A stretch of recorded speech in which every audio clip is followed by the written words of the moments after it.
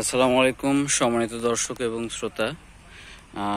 আমরা এসেছি মেহেরপুর জেলার নতুন গ্রাম এলাকায় একটি পেঁয়াজের জমিতে।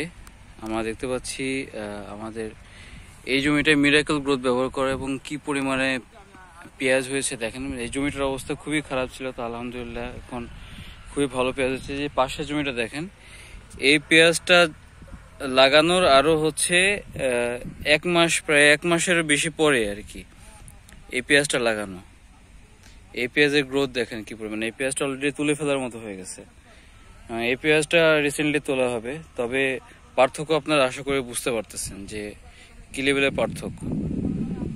আমাদের যে সামনে কৃষক চাচা আছে, ওনার সাথে আমরা কথা বললাম যে সামনে আর একটা কপির ভুঁই আছে, কপির জমিতেও আমাদের এটা ব্যবহার করা আছে, খুবই দারুণ রেজাল্ট পেয়েছি আমরা।